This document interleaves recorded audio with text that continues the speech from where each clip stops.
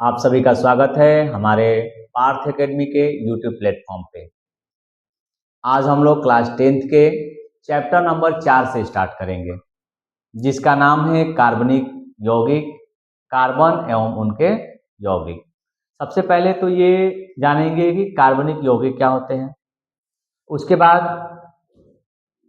उनके IUPAC नाम, उसके बाद जितने कार्बनिक यौगिक बनते हैं उनके बारे में हम लोग जानना इस वीडियो में सीख लेंगे।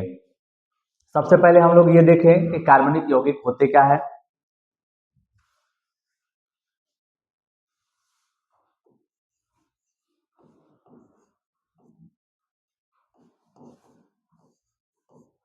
कार्बनिक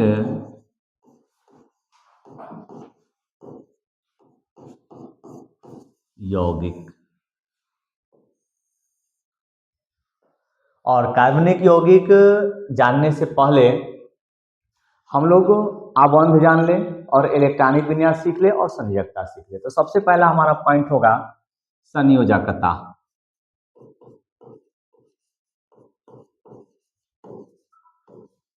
संयोजकता संयोजकता का मतलब होता है किसी तत्व के साथ संयोग करने की क्षमता को संयोजकता कहते हैं, या किसी दिए गए यौगिकों पर जो आयन उपस्थित होते हैं उनकी संयोजकता बोलते हैं, या किसी दिए गए एटम के बाहरी कक्षक में 8 इलेक्ट्रॉन पूर्ण करने के लिए जितने इलेक्ट्रॉन का लेन देन करना पड़ता है उनकी संख्या को हम लोग संयोजकता कहते हैं। संयोजकता का मतलब होता है एक प्रकार का दो परमाणुओं के बीच में बना हुआ आबंध या एक दूसरे के बीच में खिंचाव, और खिंचाव जो होगा वो चार्ज की वजह से होगा।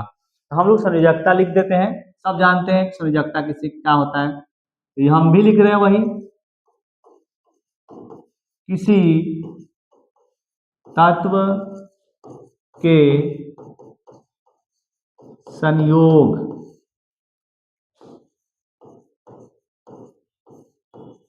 करने की क्षमता को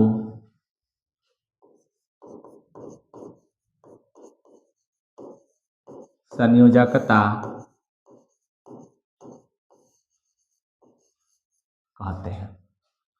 एग्जाम्पल हम भी वैसे पहले लिखें। ऑक्सीजन का परमाणु क्रमांक होता है 8, और इसका इलेक्ट्रॉनिक विन्यास करेंगे तो 2 और 6। इनको आवश्यक कितने की है? 2 की आवश्यकता है, इसलिए इनकी संयोजकता कितनी हो जाएगी? 2 हो जाएगी। ऐसे ही अगर इलेक्ट्रॉन की अधिकता होगी तो हम लोग निकाल देंगे, या ऐसा भी बोला जाता है कि इसके बाहर में 3 से कम हो वो संख्या उसकी संयोजकता होगी, या 4 तक हो तो इसकी संख्या को संयोजकता वही संख्या लिख देते हैं, और अगर 4 से अधिक होने लगेगा तो उसको से घटा करके लिख लेते हैं। ऐसा भी बोला जाता है। नहीं तो सबसे आसान तरीका ये है कि उसके बाहर वाले अष्टक को पूर्ण करने के लिए जितने इलेक्ट्रॉन की आवश्यकता होती है उन्हीं की संख्या को हम लोग संयोजकता कहते हैं। और ऑर्गेनिक में, कार्बनिक यौगिकों में हमें बहुत अधिक तत्वों की जानने की जरूरत नहीं है, हमको बस जानना है, एक जानना है आपको हाइड्रोजन, एक जानना है आपको कार्बन, एक जानना है आपको नाइट्रोजन, एक जानना है आपको ऑक्सीजन, और एक जानना है आपको क्लोरीन। इतना अगर हम कार्बनिक यौगिक में तत्व की परमाणु क्रमांक, तत्व की इलेक्ट्रॉनिक विन्यास, तत्व की संयोजकता, अगर हम ये सब जान रहे हैं तो हमें ऑर्गेनिक आ जाएगा। हम लोग सबसे पहले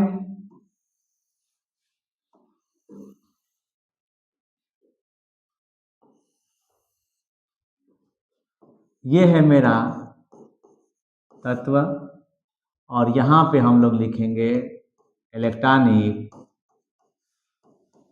विन्यास, फिर हम लोग लिखेंगे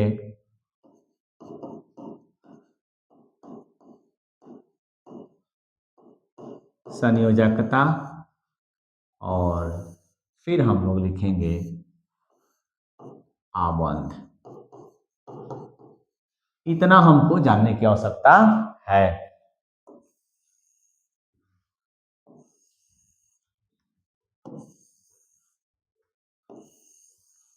परमाणु होगा तो परमाणु क्रमांक लिखेंगे,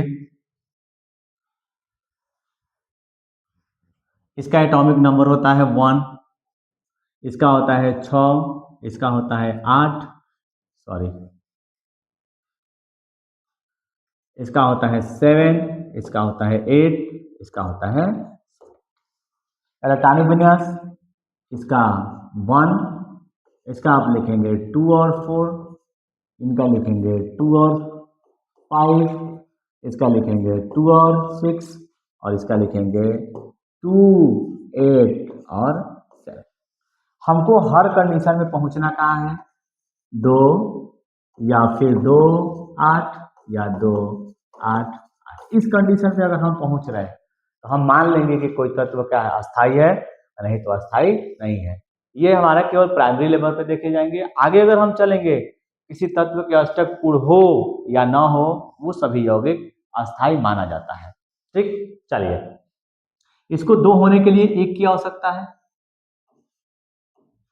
इसको 8 होने के लिए 3 की आवश्यकता है, और यहाँ पे 8 होने के लिए 3, सॉरी, यहाँ पे 4 की आवश्यकता है, और यहाँ पे 3 की आवश्यकता है, यहाँ पे 2 की आवश्यकता है, और यहाँ पे कितने की आवश्यकता है?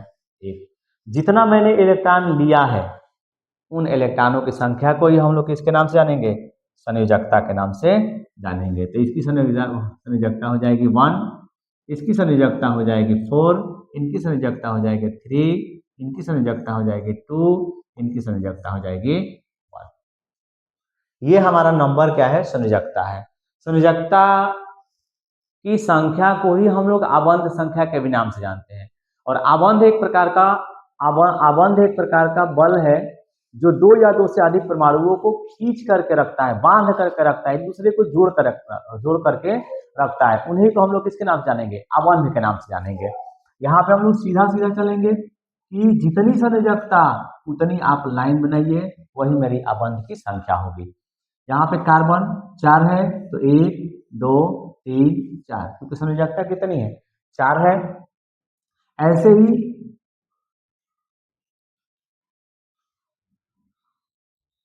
नाइट्रोजन को 3 इलेक्ट्रॉन की आवश्यकता है, तो इसकी संयोजकता कितनी हो जाएगी? 3 हो जाएगी। और ऑक्सीजन की कितने इलेक्ट्रॉन की आवश्यकता है? 2 की, तो संयोजकता 2 हो जाएगी। और क्लोरीन को 1 इलेक्ट्रॉन की आवश्यकता है। एक बार और हम लोग देख लेते हैं, हाइड्रोजन कितना आबंध बनाता है? हाइड्रोजन के 1 आबंध बनेंगे,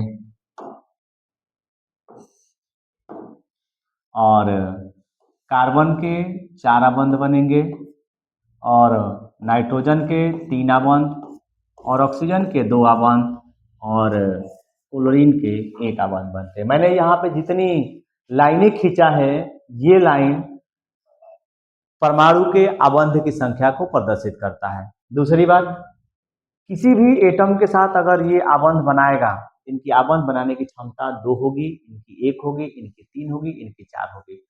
अगर मैं हाइड्रोजन जोड़ना चाहूं तो मुझे शेयर इलेक्ट्रॉन को साझा करने की आवश्यकता नहीं है, डायरेक्ट अपन आबंध बना करके खींच सकते हैं। इस तरीके से हम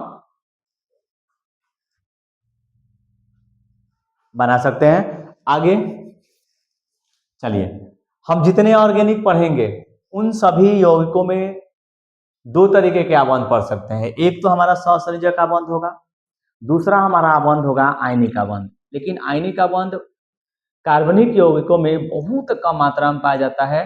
अधिकतर केसेस में सहसंयोजक आबंध ही निर्मित होते हैं। इसलिए हम पहले 2 आबंध की बात कर लेते हैं, और 2 आबंध के साथ साथ उनकी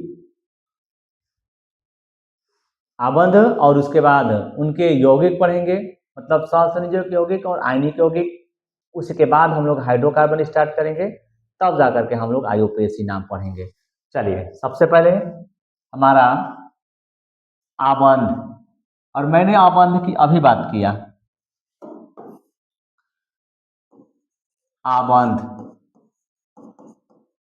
आबंध का मतलब होता है 2 परमाणुओं के बीच के बल जो एक दूसरे को खींच करके रखता है या जोड़ करके रखता है, जिसको हम लोग या तो चार्ज के अकॉर्डिंग देखते हैं या फिर हम किसके अकॉर्डिंग देखते हैं कि उनके बीच इलेक्ट्रॉन का लेन देन कितना हुआ है। इसके अकॉर्डिंग हम लोग क्या करेंगे? उनके बीच में लाइन खींचेंगे। तो सबसे पहले हम आबंध के प्रकार जानेंगे, अबंध के प्रकार। इसमें हम लोग को दो ही तरीके का सीखना है। एक तो पहला हम लोग दिखेंगे कौन सा, सह संयोजक आबंध, और एक हमारा होगा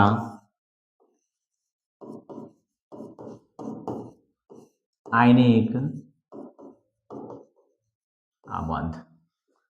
साथ ही में यह भी मैं बोल सकता हूं कि जिन यौगिकों में ससंयोजक आबंध पाया जाएगा उसको ससंयोजक यौगिक, और जिसमें आयनिक आबंध पाया जाएगा उसको आयनिक यौगिक। इसको जानने से पहले थोड़ा सा और हम जान लें लुईस प्रतीक। लुईस प्रतीक, और लुईस प्रतीक क्या होता है कि किसी तत्व के बाहरी कोश में जो भी इलेक्ट्रॉन उपस्थित होंगे उन इलेक्ट्रॉनों को जिन प्रतीकों द्वारा प्रदर्शित करते हैं उसे लुईस प्रतीक कहते हैं। लिख सकते हैं किसी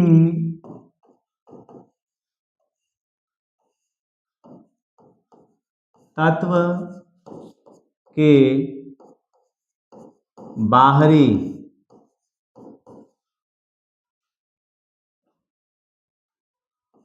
कोश में उपस्थित इलेक्ट्रॉन को जिस प्रतीक द्वारा प्रदर्शित करते हैं उसे लुईस प्रतीक कहते हैं। और दिखाएंगे कैसे, सिंबल आपका होगा या तो हम ऐसे दिखाएंगे, नहीं तो इस तरीके से, नहीं तो आपको क्रॉस से दिखाना होगा। किसी भी एलिमेंट के बाहर में उपस्थित इलेक्ट्रॉन को आप इसी तरीके से दिखाएंगे, इसको हम लुईस प्रतीक बोलते हैं। और एग्जाम्पल आप देख लीजिए, जैसे मेरे पास कैल्शियम है, ठीक, और कैल्शियम का इलेक्ट्रॉनिक विन्यास कर लीजिए तो हो जाएगा आपका 2 8 8, और बाहर में इसमें कितने इलेक्ट्रॉन उपस्थित है 2। इस कैल्शियम के ऊपर आप 2 गोला बना दीजिए या लुईस प्रतीक द्वारा इसको प्रदर्शित कर दीजिए। इसके जगह पे हम या तो ये भी कर सकते हैं, Ca के ऊपर 2 क्रॉस लगा सकते हैं, या Ca के ऊपर 2 इस प्रतीक द्वारा भी प्रदर्शित कर सकते हैं। ऐसे ही और एग्जाम्पल आप रख सकते हैं। अगर मेरे पास कार्बन है और कार्बन का सबसे पहले आप इलेक्ट्रॉनिक विन्यास करेंगे तो 2 4, कार्बन के बाहर में 4 इलेक्ट्रॉन है तो 1 2 3 4, ये आपका क्या है लुईस प्रतीक। इस लुईस प्रतीक के माध्यम से जो भी संरचनाएं लिखी जाती है उन संरचना को हम लोग किसके नाम से जानेंगे, लुईस संरचना। तो मैं एक लिख दे रहा हूं, यह आपका लुईस संरचना।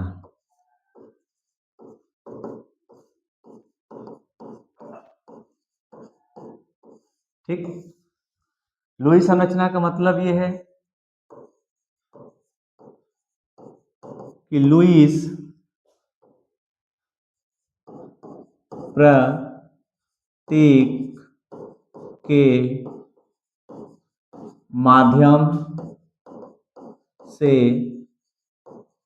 खींची गई संरचना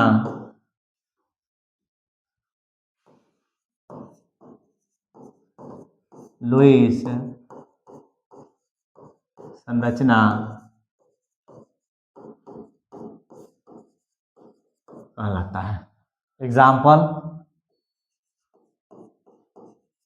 मैं आपको CO2 का एग्जाम्पल दे रहा हूं, CO2। उन लुईस प्रतीक के माध्यम से CO2 की संरचना अगर हम खींचना चाहेंगे तो सबसे पहले आपको इलेक्ट्रॉनिक विन्यास करना होगा 2 और 4, क्योंकि इसका एटॉमिक नंबर 6 होता है और ऑक्सीजन का एटॉमिक नंबर होता है 8।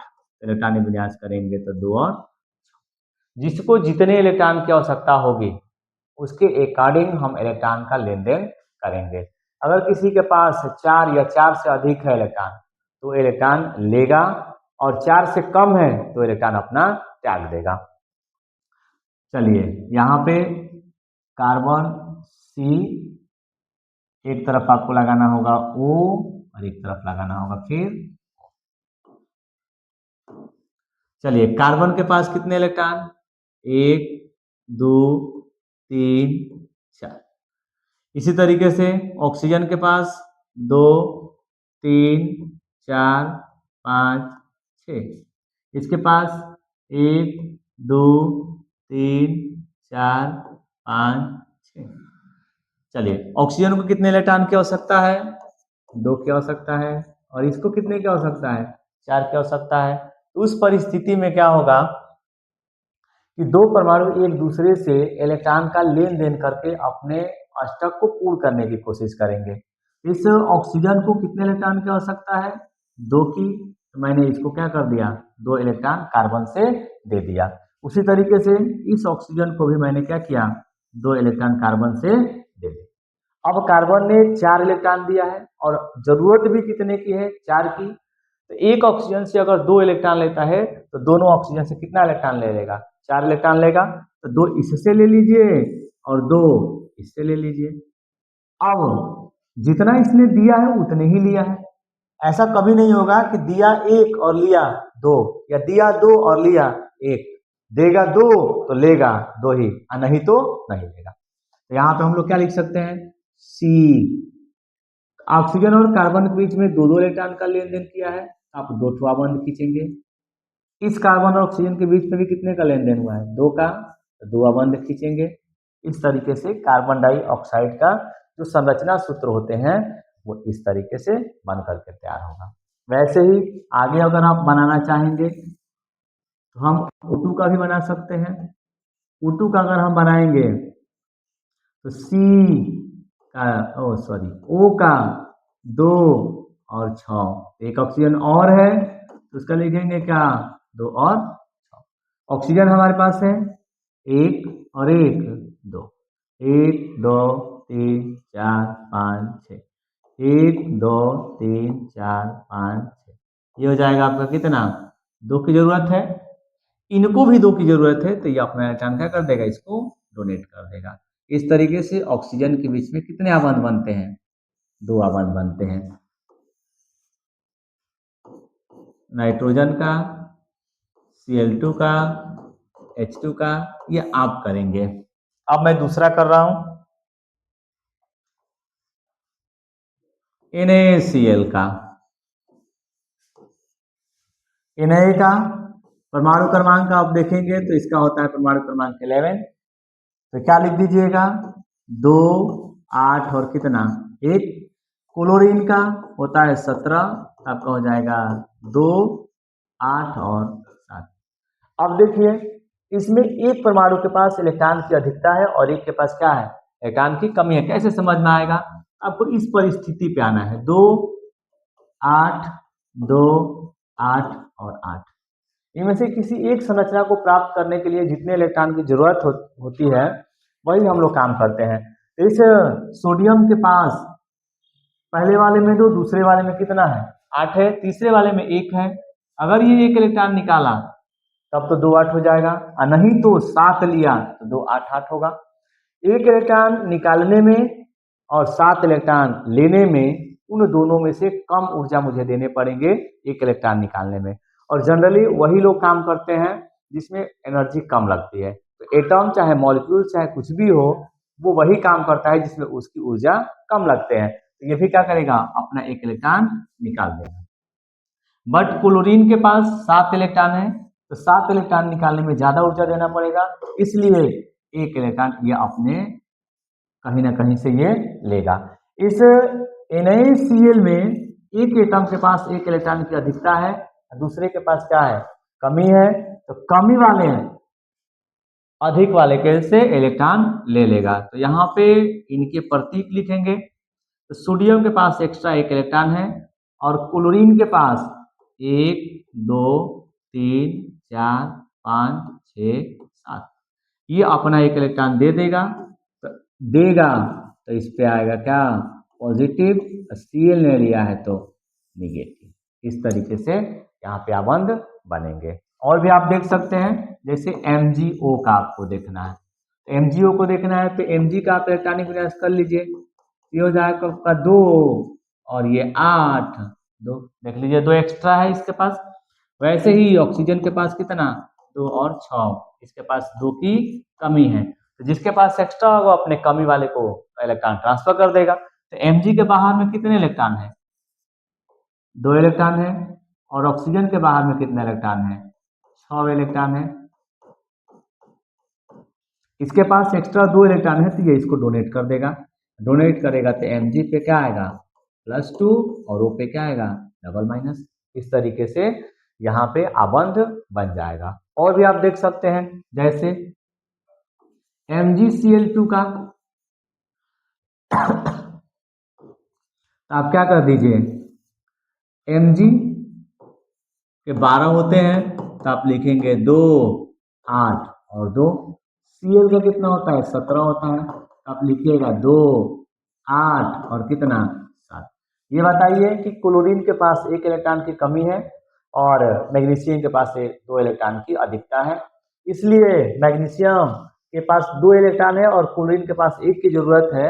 तो क्लोरीन 2 संख्या में लगाई गई है ताकि मैग्नीशियम से 2 इलेक्ट्रॉन एक एक क्लोरीन ले लेगा। तो मैग्नीशियम का आपको कहाँ रखना है, बीच में रखना है, 2 इलेक्ट्रॉन रख दीजिए इसके पास बाहर में है। तो इस क्लोरीन के पास 7 इलेक्ट्रॉन है, तो 1 2 3 4 5 6 7।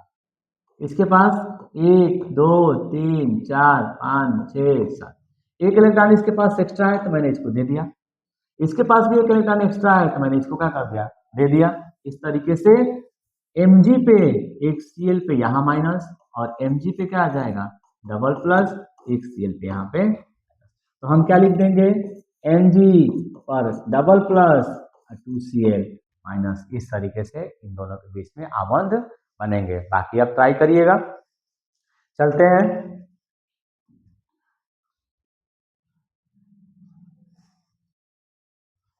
हम बात किए थे कि इसके आबंध के प्रकार की, जिसे मैंने एक बोला था सहसंयोजक आबंध और एक मैंने बोला था कौन सा, आयनिक आबंध। इसके बारे में चर्चा कर लिया जाए थोड़ा सा। चलिए, पहला आयनिक लिखेंगे। आयनिक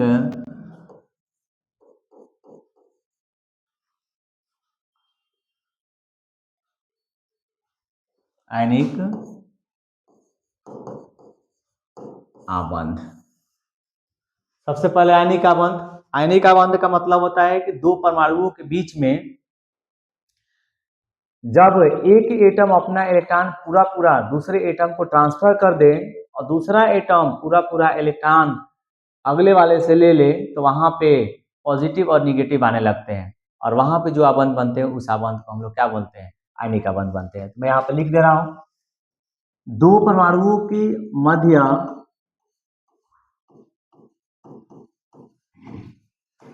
दो परमाणुओं के मध्य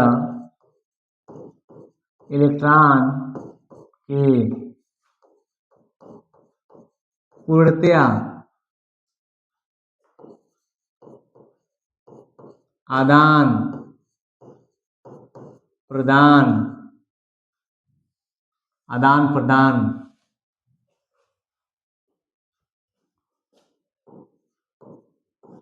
द्वारा जो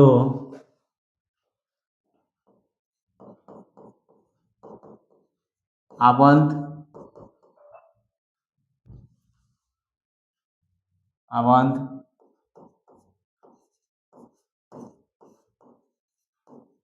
बनते हैं उसे आयनिक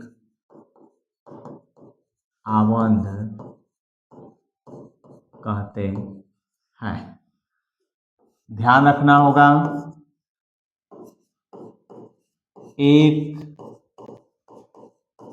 परमाणु के पास इलेक्ट्रॉन की कमी होगी, दूसरे के पास इलेक्ट्रॉन की अधिकता होगी। ये कंडीशन है। एग्जाम्पल आप देखिए, मैं वही एग्जाम्पल फिर रिपीट कर रहा हूं NaCl की। Na के पास आपका 11 इलेक्ट्रॉन होते हैं, तो आप लिखेंगे कैसे? 2 8 और कितना 1, और Cl के पास 2 8, एक के पास इलेक्ट्रॉन की अधिकता है, 4 से कम इलेक्ट्रॉन हो तो उसको अधिक माना जाता है, और 4 से कम इलेक्ट्रॉन हो तो अधिक माना जाएगा, और 4 से अधिक इलेक्ट्रॉन हो तो उसके पास इलेक्ट्रॉन की कमी है। तो ये अपना इलेक्ट्रॉन क्या करेगा? निकाल देगा। और इसके पास कमी है तो ये इलेक्ट्रॉन कहीं ना कहीं से लेगा। तो एक देने वाला और एक लेने वाला होना चाहिए। आप यहाँ पे क्या लिखिएगा? Na के बाहर में एक इलेक्ट्रॉन है, और Cl के बाहर में 1 2 3 4 5 6 7, ये इसको एक इलेक्ट्रॉन दे देगा। तो इस पे बन जाएगा क्या? Na पे प्लस और Cl पे माइनस। इस तरीके से दो परमाणुओं के मध्य आयनिक बंध बनते हैं। और भी एग्जाम्पल आप लिख सकते हैं।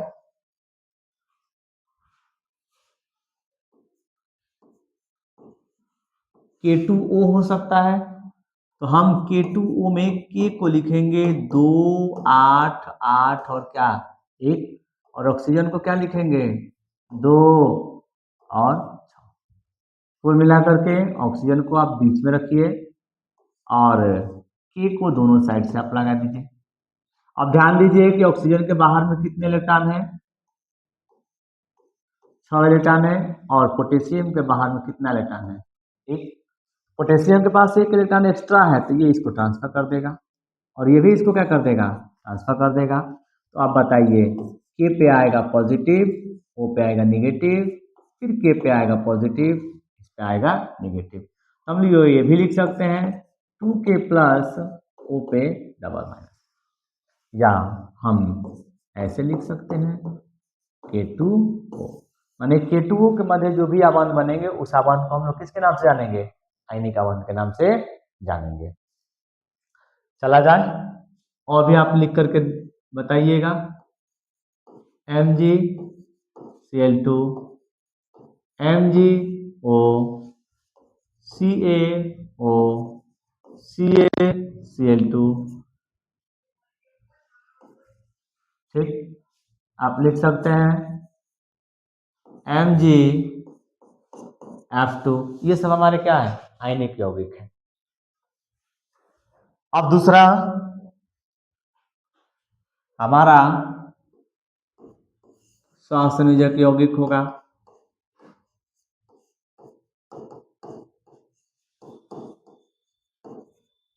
सहसंयोजक यौगिक, और सहसंयोजक यौगिक का मतलब ये होता है कि दो परमाणुओं के बीच में अगर इलेक्ट्रॉन का बराबर बराबर लेन देन कर रहा है तो उनके मध्य जो भी आबंध बनते हैं उस आबंध को हम लोग सहसंयोजक आबंध के नाम से जानेंगे। जैसे लिख सकते हैं दो परमाणुओं के मध्य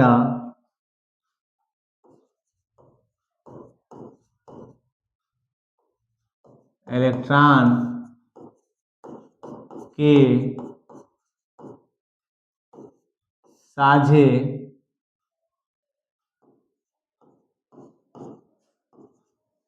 साझे द्वारा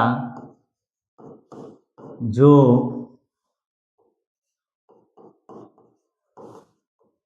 आबंध अबंध बनता है उसे सह संयोजक अबंध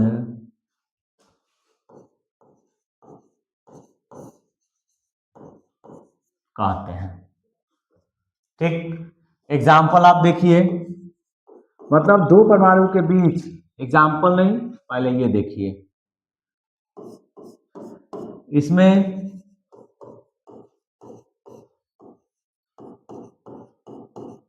दोनों परमाणुओं के पास इलेक्ट्रॉन की कमी होती है। तो इसमें क्या होगा, दोनों के पास इलेक्ट्रॉन की कमी होगी, और जहां पे दोनों इलेक्ट्रॉन की कमी होगी दोनों के पास, वहां पे कौन से आबंध बनेंगे, सहसंयोजक आबंध बनेंगे। एग्जाम्पल देखिए, CH4,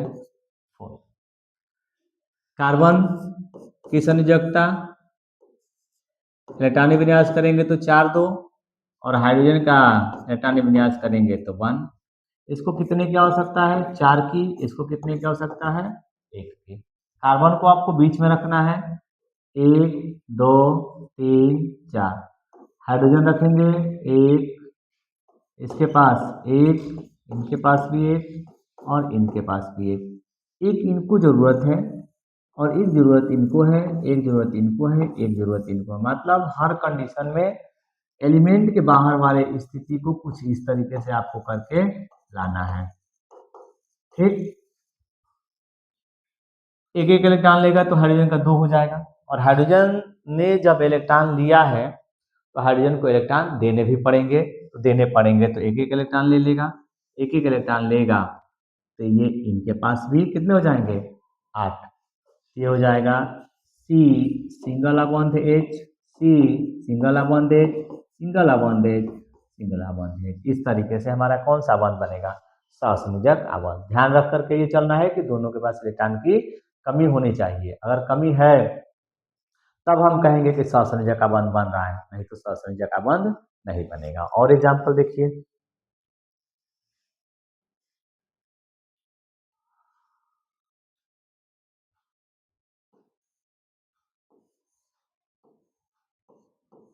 NH3, N का 7 होता है एटॉमिक नंबर, 2 और 5, और हाइड्रोजन का होता है 1, लिख देंगे कितना,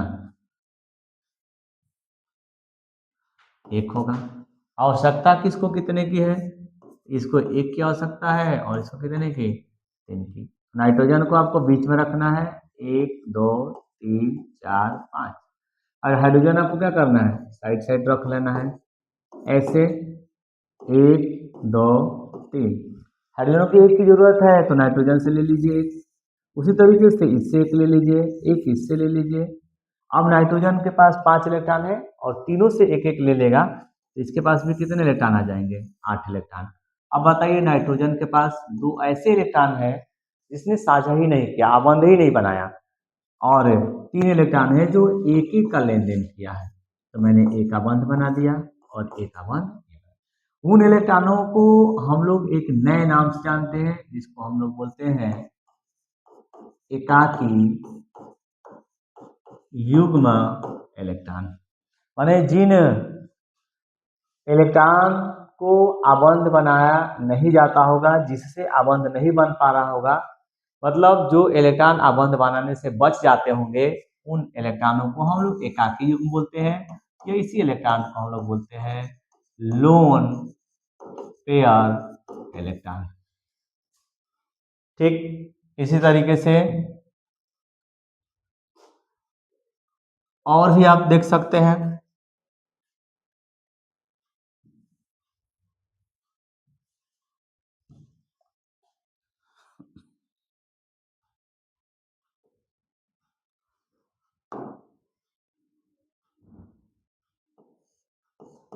ये हो जाएगा H2S। H2S में S का 16 होता है, तो लिख देंगे 2, 8 और 6। और H का आपका हो जाएगा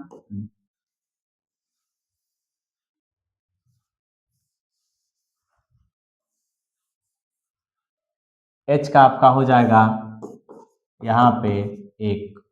सल्फर को आपको कहाँ रखना है? बीच में रखना है। और ये ध्यान रख के चलिए कि सल्फर के पास कितने इलेक्ट्रॉन है। तो इसके बाहरी वाले कक्ष में कितने इलेक्ट्रॉन है? 6 इलेक्ट्रॉन है, तो मैंने 6 को लिख दिया है। और हाइड्रोजन की संख्या कितनी है? 2 है। तो दोनों हाइड्रोजन को आपको दोनों तरफ उठा करके जोड़ लेना है। एक हो गया ये, एक हो गया आपका ये। इनके पास कितने इलेक्ट्रॉन है? एक एक इलेक्ट्रॉन है। आवश्यकता कितने की है? एक की आवश्यकता है, एक इधर से और एक इलेक्ट्रॉन इधर से। सल्फर को 2 इलेक्ट्रॉन की आवश्यकता है, इसलिए हम इलेक्ट्रॉन 2 लेंगे। ये हो जाएगा आपका क्या? 2 इलेक्ट्रॉन। तो सल्फर ने एक इलेक्ट्रॉन इसको दिया और एक इलेक्ट्रॉन लिया है, इसलिए एक बंध बनेंगे। इसके साथ भी एक एक का लेन देन किया है, इसलिए एक बंध बनेंगे। कितने इलेक्ट्रॉन बच गए हैं? 2 जोड़े में। तो इसमें एकाकी इलेक्ट्रॉनों की संख्या कितनी है? 2 है। होमवर्क आप देख सकते हैं, H2O का बना लीजिएगा। ठीक, H2S का बना चुके हैं, इसलिए CH4 भी बना चुके हैं। CO2 का बना लीजिएगा। ठीक, PCl3 का बना लीजिएगा। NCl3 का बना लीजिएगा। ठीक, इतने का आप क्या कर लेंगे? बना लेंगे। अब चलते हैं अपने टॉपिक पे। हमारा कार्बनिक यौगिक, ये कार्बनिक यौगिक से पहले हमने इसलिए बताया है ताकि आपको समझ में आ जाए कि अबंध बनते कैसे हैं। इनको जानना आपको जरूरी है। अब हम लोग क्या करेंगे? कार्बनिक यौगिक अपने टॉपिक पे चलेंगे। हाइड्रोकार्बन क्या लिख देंगे? Hydro carbon. मतलब कार्बनिक यौगिक का सीधा मतलब होता है जो कार्बन और हाइड्रोजन से मिलकर के बने होते हैं, उसको कार्बनिक यौगिक बोलते हैं। और अगर उसमें नाइट्रोजन, ऑक्सीजन, सल्फर या फ्लोरीन, क्लोरीन अगर उसमें आ रहा है हाइड्रोजन को रिप्लेस करके, तो ऐसे यौगिक को हम लोग बोलते हैं हाइड्रोकार्बन व्युत्पन्न। तो सिंगल हम लोग हाइड्रोकार्बन पढ़ ले पहले। हाइड्रोकार्बन का मतलब ये है कि ऐसे यौगिक जो केवल कार्बन और हाइड्रोजन से मिलकर बने होते हैं उसको हाइड्रोकार्बन बोला जाता है। हम क्या बोलेंगे कि वे यौगिक जो केवल कार्बन व हाइड्रोजन से मिलकर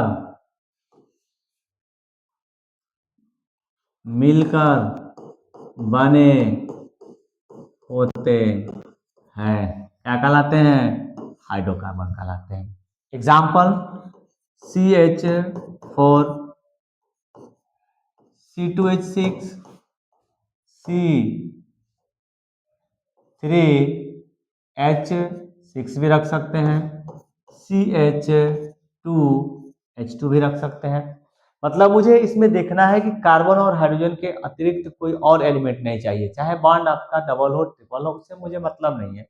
उसको तो हम लोग अभी समझ लेंगे। इसके बाद आपको क्या पढ़ना होगा? मैंने जो भी लिखा है वो केवल कार्बन हाइड्रोजन ही है, इसके अलावा कुछ नहीं है। अब हम लोग हाइड्रोकार्बन के क्या करेंगे? हाइड्रो कार्बन के प्रकार। और हाइड्रोकार्बन के प्रकार 2 तरीके का होता है, एक संतृप्त